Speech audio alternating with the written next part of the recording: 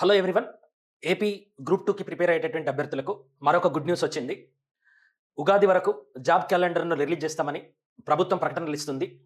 కాబట్టి ఒక long term పర్స్పెక్టివ్లో group 2కి ప్రిపేర్ కావాలి అనుకున్నటువంటి అభ్యర్థులకు అత్యంత ముఖ్యమైనటువంటి సబ్జెక్టు ఎకానమీ. ఆల్మోస్ట్ 75 మార్కులతో కూడుకున్నటువంటి ఈ ఎకానమీలో Indian economy as well as the AP economy రెండు ఉంటాయి. లాస్ట్ ఇయర్ చాలామంది మన కోర్సు తీసుకున్నటువంటి వాళ్ళు చాలా అద్భుతమైనటువంటి పర్ఫార్మెన్స్ని ఇచ్చి ఆల్మోస్ట్ 65-70+ మార్కులు తెచ్చుకున్నటువంటి విద్యార్థులు చాలామంది ఉన్నారు. ఎందుకంటే మనం ఇచ్చినటువంటి సిలబస్ను సబ్ టాపిక్స్ ప్రకారం విడదీసి ప్రతి చాప్టర్లో మళ్ళీ 3-4 చాప్టర్లు ఉన్నప్పటికీ ఆ సిలబస్ మొత్తాన్ని మనం ఎక్స్ప్లెయిన్ చేయడం జరిగింది. ఏదో తూతు మంత్రంగా కాకుండా మోర్ దెన్ 120 అవర్స్ ఆఫ్ టీచింగ్ని మనం ఇవ్వడం జరిగింది. And most of the classes మనం లైవ్లో చెప్పడం జరిగింది. కాబట్టి దాంతోపాటుగా దానికి అడిషనల్గా టెస్ట్ సిరీస్ని కూడా లాంచ్ చేసినాం. కాబట్టి చాలామంది అభ్యర్థులు చాలా అద్భుతమైనటువంటి పనితీరుని కనబరచడం జరిగింది.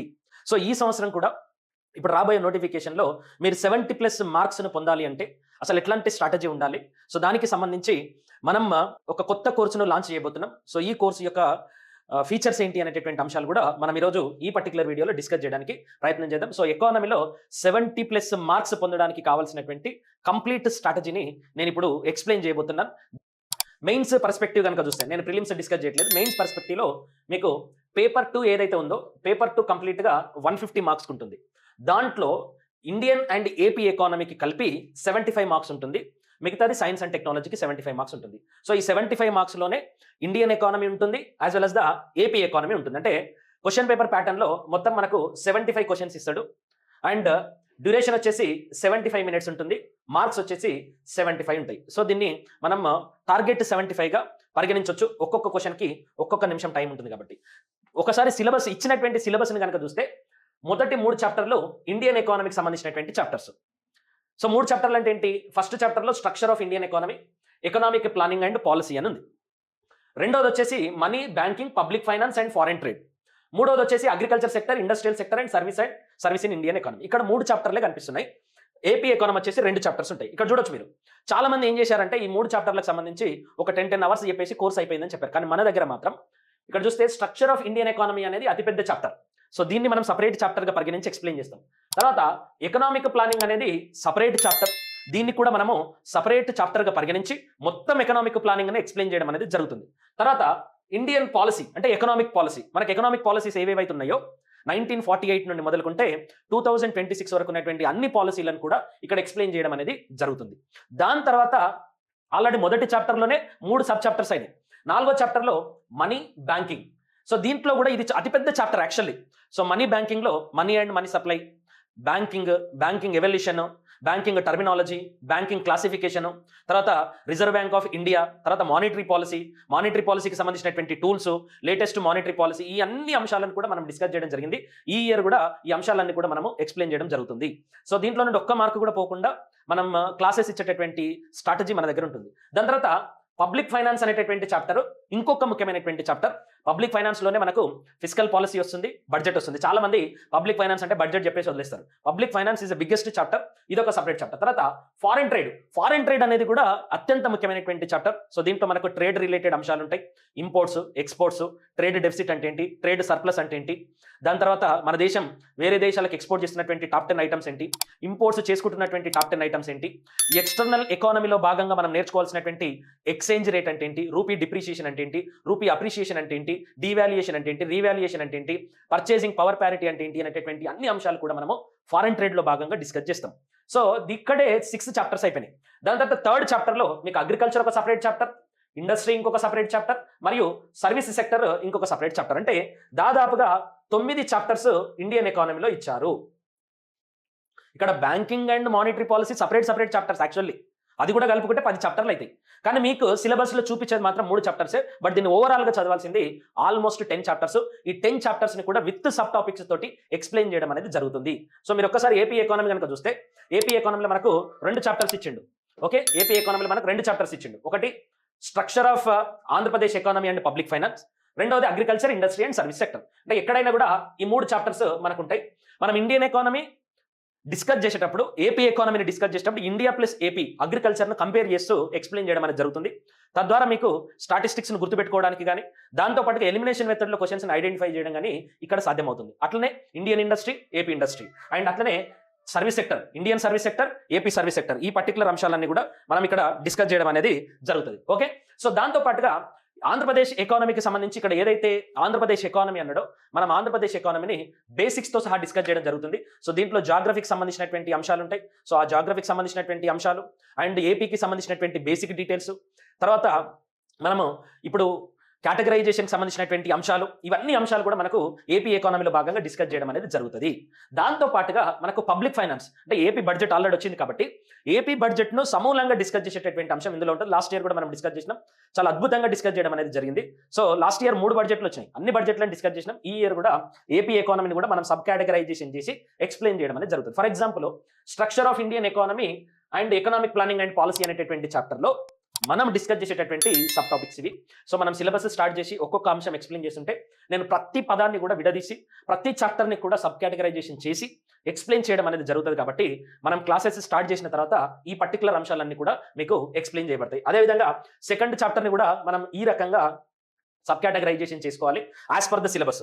ఓకే, అండ్ ఇది థర్డ్ చాప్టర్కి సంబంధించినటువంటి సిలబస్, ఇది ఏపీకి సంబంధించినటువంటి కంప్లీట్ సిలబస్. సో దీన్నే కాకుండా మనం చాలా ముఖ్యమైనటువంటి అంశాలను ఇక్కడ డిస్కస్ చేస్తాం. ఫర్ ఎగ్జాంపుల్ ఇక్కడ మీకు 2వ చాప్టర్ ఉంది, ఏమిచ్చిండు functions and measures of money supply అన్నాడు. కానీ మనీ అంటే ఏంటి, మనీ సప్లై అంటే ఏంటి, ఎవల్యూషన్ ఆఫ్ ద మనీ ఎట్లా జరిగింది, సప్లై ఆఫ్ మనీ అంటే ఏంటి, మనీ సర్క్యులేషన్ అంటే ఏంటి, M1 అంటే ఏంటి, M2 అంటే ఏంటి, M3 అంటే ఏంటి, M4 అంటే ఏంటి, L1 అంటే ఏంటి, L2 అంటే ఏంటి, L3 అంటే ఏంటి, మనీ రిజర్వ్ అంటే ఏంటి, మనీ మల్టిప్లైర్ అంటే ఏంటి, తర్వాత మనీ సప్లైకి మరియు వాల్యూ ఆఫ్ మనీకి ఉన్నటువంటి బేసిక్ రిలేషన్ ఏంటి, ఇన్ఫ్లేషన్కు మనీ సప్లైకి మధ్య ఉండేటువంటి బేసిక్ రిలేషన్ ఏంటి అనేది ఇన్ని సబ్ టాపిక్స్ ఈ ఒక్క సబ్ టాపిక్ కింద మనం డిస్కస్ చేయడం అనేది జరుగుతుంది. అన్ని అంశాల నుండి క్వశ్చన్స్ వస్తున్నాయి. తర్వాత reserve bank of India functions అన్నాడు. రిజర్వ్ బ్యాంక్ ఆఫ్ ఇండియా ఫంక్షన్సే కాదు, దాని ఎవల్యూషన్ మనం డిస్కస్ చేయాలి, దాని క్యారెక్టరిస్టిక్స్ మనం డిస్కస్ చేయాలి, ప్రజెంట్ దాని యొక్క స్ట్రక్చర్ని మనం డిస్కస్ చేయాలి. Monetary policy and control of credit, దీంట్లో మనం క్వాలిటేటివ్ టూల్స్ ఏంటి, క్వాంటిటేటివ్ టూల్స్ ఏంటి, అసలు ఎంపీసీ ఎట్లా ఏర్పడ్డది, 2016లో జరిగినటువంటి అమెండ్మెంట్స్ ఏంటి, ఈ పర్టికులర్ అంశాలన్నీ కూడా మనం ఇక్కడ డిస్కస్ చేస్తాం. అట్లా ఒక్కొక్క టాపిక్ని తీసుకొని మళ్ళీ ఆ టాపిక్లో వచ్చేటటువంటి అన్ని సబ్ టాపిక్స్ని మనం స్ట్రక్చరల్గా డిస్కస్ చేయడం అనేది జరుగుతుంది. ఎకానమీలో ఉన్నటువంటి అంశాలను కూడా మనం చాలా క్లియర్గా డిస్కస్ చేయడం అనేది జరుగుతుంది. ఓకే, అయితే వీటికి సోర్సెస్ ఏంటి, మనం ఏ వేటి నుండి ఈ మొత్తం కోర్సులో ఉన్నటువంటి అంశాలను డిస్కస్ చేయడం అనేది జరుగుతుంది. సో దానికి మనం తీసుకునేటటువంటి మోస్ట్ ఇంపార్టెంట్ సోర్సెస్ ఏంటి అని అంటే ఫస్ట్ సోర్స్ వచ్చేసి మనకు ఏపీ బడ్జెట్ వచ్చింది ఇప్పుడు. సో ఏపీ బడ్జెట్ మొత్తాన్ని కూడా మనం పరిగణలోకి తీసుకుంటాం. ఇది రీసెంట్గా వచ్చినటువంటి budget and AP economic survey ఉంది. ఓకే, ఇది 2026లో వచ్చినటువంటి సర్వే. దీనికంటే ముందు ఉన్నటువంటి సర్వేలను కూడా మనం అనాలిసిస్ చేస్తాం. తర్వాత మనకు కాన్సెప్ట్స్కు సంబంధించి డెఫినేషన్స్కు సంబంధించి మనం ప్రాథమికంగా తీసుకునేటటువంటి పుస్తకాలు ఒకటి తెలుగు అకాడమీ భారత ఆర్థిక వ్యవస్థ అండ్ తెలుగు అకాడమీ ఆంధ్రప్రదేశ్ ఆర్థిక వ్యవస్థ. బట్ ఇక్కడ చాలా మిస్టేక్స్ ఉంటాయి ఈ 2 పుస్తకాలలో అండ్ డెఫినేషన్స్ పరంగా కూడా చాలా లోపాలు ఉంటాయి. కాబట్టి దీనికి మనం అడిషనల్గా తీసుకునేటటువంటి అంశాలు ఏంటి అని అంటే మనము NCERTలో ఉన్నటువంటి అంశాలను తీసుకుంటాం. ఎందుకంటే money, banking, reserve bank of India, public ఫైనాన్స్కు సంబంధించి NCERT చాలా అద్భుతమైనటువంటి డెఫినేషన్స్ ఉంటాయి. సో దాంట్లో ఉన్నటువంటి అంశాలు, తర్వాత మనకు నేషనల్ వైడ్ ఫేమస్ ఉన్నటువంటి అన్ని పుస్తకాలను కూడా ఇక్కడ రిఫరెన్స్గా తీసుకుంటాం. దాంతోపాటుగా మనము చౌటీస్ ఎకానమీ పుస్తకాన్ని రిఫరెన్స్గా తీసుకొని అన్ని అంశాలను కూడా డిస్కస్ చేస్తాం. సో సపరేట్గా మనం నోట్స్ అప్లోడ్ చేస్తాం ప్రతి చాప్టర్కి అండ్ సపరేట్ టెస్టులు కూడా అప్లోడ్ చేస్తాం. కాబట్టి దీంతో పాటుగా PYQsని కూడా అనాలిసిస్ చేస్తాం. కాబట్టి ఈ 75 మార్కులకు సంబంధించినటువంటి మొత్తం సిలబస్లో మీరు ఒక్క క్వశ్చన్ కూడా నాకు తెలియదు అని చెప్పేసి ఇచ్చిపెట్టాల్సినటువంటి అవసరం లేదు. ప్రతి అంశం కూడా ఈ అన్ని సోర్సుల నుండి తీసుకొని మనం ఒక్కొక్క క్లాస్ని ఎక్స్ప్లెయిన్ చేయడం అనేది జరుగుతుంది. సో లేటెస్ట్గా ఆంధ్రప్రదేశ్లో వచ్చినటువంటి సర్వే బడ్జెట్, ఇండియాలో వచ్చినటువంటి ఇండియన్ బడ్జెట్ అండ్ సర్వే, దాంతోపాటుగా ఈ సంవత్సర కాలంలో ఎకానమీ పర్స్పెక్టివ్లో వచ్చినటువంటి అన్ని కరెంట్ అఫైర్స్ మరియు అన్ని రకాలైనటువంటి ఇండెక్సెస్, కొత్తగా వచ్చినటువంటి చేంజెస్. ఇప్పుడు PLFS సర్వే అని ఉంటుంది, దాంట్లో ఇప్పుడు మంత్లీ సర్వేస్ వస్తున్నాయి, వాటికి సంబంధించినటువంటి అప్డేట్స్, సెన్సెస్ పైన అప్డేట్స్ వచ్చినాయి, వాటికి సంబంధించినటువంటి అప్డేట్స్. దాంతోపాటుగా కన్జ్యూమర్ ప్రైస్ ఇండెక్స్ కొత్త బేస్ ఇయర్ని తీసుకొని ఒక కొత్త మెథడాలజీలో మనము క్యాలిక్యులేట్ చేస్తున్నాం. సో దానికి సంబంధించినటువంటి అంశాలు ఇవే కాకుండా రెగ్యులర్గా వచ్చేటటువంటి ఇండెక్సెస్, హ్యూమన్ డెవలప్మెంట్ ఇండెక్స్ కానీ, PYQs కానీ, ఎన్వైర్న్మెంట్కి సంబంధించినటువంటి ఇండెక్స్ కానీ, ఇట్లా రెగ్యులర్గా వచ్చేటటువంటి అన్ని ఇండెక్స్లు అండ్ రెగ్యులర్గా ప్రతి 2 నెలలకు ఒకసారి వచ్చేటటువంటి monetary policy reviews and April 1 నుండి అమలవుతున్నటువంటి ఇన్కమ్ ట్యాక్స్ యాక్ట్. ఇట్లా ఎకానమీ పర్స్పెక్టివ్లో మీ సిలబస్ పర్స్పెక్టివ్లో చదవాల్సినటువంటి ప్రతి అంశాన్ని కూడా మనం ఎక్స్ప్లెయిన్ చేయడం జరుగుతుంది. కాబట్టి దీంట్లో మీరు ఒక్క మార్కు కూడా పోవాల్సినటువంటి అవసరం లేదు. తర్వాత ఈ కోర్సు రికార్డెడా లైవ్ అని చెప్పేసి చాలా మంది అడుగుతా ఉన్నారు. సో ఈ course both recorded and live. ఏవైతే కాన్సెప్షువల్ పోర్షన్ ఉన్నాయో అవి రికార్డింగ్లో ఉంటాయి. ఓకే, కాన్సెప్చువల్ పోర్షన్ అంటే ఏంటి, పబ్లిక్ ఫైనాన్స్ అంటే ఏంటి, ఫిజికల్ పాలసీ అంటే ఏంటి, పబ్లిక్ ఫైనాన్స్ అంటే ఏంటి, ఫిజికల్ పాలసీ అంటే ఏంటి, దాంతో పాటుగా బడ్జెట్ అంటే ఏంటి, టాక్సేషన్ అంటే ఏంటి, ఈ పర్టికులర్ అంశాలన్నీ కూడా మనం కాన్సెప్చువల్ పర్స్పెక్టివ్లో ఆల్రెడీ రికార్డింగ్ ఉంటాయి, అవి అప్లోడ్ చేస్తాం. దానికి అనుగుణంగా కొత్త అప్డేట్స్ ఏవైతే ఉంటాయో అవన్నీ కూడా మనము లైవ్లో తీసుకుంటాం. సో బడ్జెట్ కానీ, న్యూ ఎకనామిక్ సర్వేలో ఉన్నటువంటి అంశాలు కానీ, న్యూ ఇండెక్సెస్ కానీ, తర్వాత కొత్తగా వచ్చినటువంటి updates, inflation related, census related, indexes related సంబంధించినటువంటి అప్డేట్స్ కానీ, ఇవన్నీ కూడా మనము లైవ్లో తీసుకోవడం అనేది జరుగుతుంది. సో కాబట్టి లైవ్ ఉంటుంది, రికార్డింగ్ ఉంటుంది. సో ప్రతి లైవ్లో కూడా విద్యార్థులు అడిగినటువంటి ప్రతి ప్రశ్నను నేనే స్వయంగా లైవ్లో ఉండి ప్రతి ప్రశ్నకు సమాధానం చెప్పడం అనేది జరుగుతుంది. ఓకే, సో దాంతో పాటుగా మీకు నోట్స్ అప్లోడ్ చేయబడుతుంది. తర్వాత కొన్ని ప్రాక్టీస్ క్వశ్చన్స్ని కూడా మేము అప్లోడ్ చేస్తాం. సో దట్ మీరు ఈ క్లాస్ విని నోట్స్ చదివిన తర్వాత ప్రతి ప్రాక్టీస్ క్వశ్చన్, తర్వాత ప్రీవియస్ ఇయర్ క్వశ్చన్స్ను సాల్వ్ చేసేటటువంటి కెపాసిటీలోనే మీరు ఉంటారు. అండ్ మోస్ట్ ఇంపార్టెంట్ థింగ్ ఏంటి అంటే ఎవ్రీ వీక్ మీకు కనీసం 3 లైవ్ క్లాసులు ఉంటాయి. సో ఆ లైవ్ క్లాసులలో మీ అన్ని డౌట్స్ని కూడా క్లియర్ చేసేటటువంటి అవకాశం అనేది ఈ కోర్సులో ఉంటుంది. సో ఈ కోర్సుకు సంబంధించినటువంటి ఇనాగ్రల్ ఆఫర్ మేము ఈరోజు ఈవినింగ్ కానీ రేపు కానీ కోర్సు లాంచ్ చేస్తున్నాం. కాబట్టి సో మీరు యాప్లో కోర్సుకు సంబంధించినటువంటి మొత్తం అప్డేట్స్ ఉంటాయి. అండ్ యూట్యూబ్లో, టెలిగ్రామ్లో అన్నిట్లలో కూడా కోర్స్ ప్రైస్ అప్లోడ్ చేస్తాం. కాబట్టి చాలా తక్కువ ప్రైస్ తోటి మీరు మంచి వ్యాలిడిటీ తోటి ఈ కోర్సును పొందేటటువంటి అవకాశం ఇనాగ్రల్ డేలో ఉంటుంది. కాబట్టి ఈ పర్టికులర్ కోర్సు చూసినటువంటి ప్రతి ఒక్కరు కూడా సో మా నుండి అప్డేట్ కోసం వెయిట్ చేయండి. ఖచ్చితంగా ఒక మంచి ప్రైస్ తోటి ఈ కోర్స్ అనేది లాంచ్ చేయబోతున్నాం. ఇంకా ఏమైనా డౌట్స్ ఉంటే కూడా మీరు ఇప్పుడు ఈ వీడియో కింద మీరు కామెంట్ చేయొచ్చు. ఓకే, సో లేదు అని అంటే మా ఇన్స్టిట్యూట్ నెంబర్స్ ఉన్నాయి కదా, సో దానికి కూడా నేరుగా మీరు మెసేజ్ చేసేటటువంటి అవకాశం అనేది ఉన్నది. Okay, so thank you all.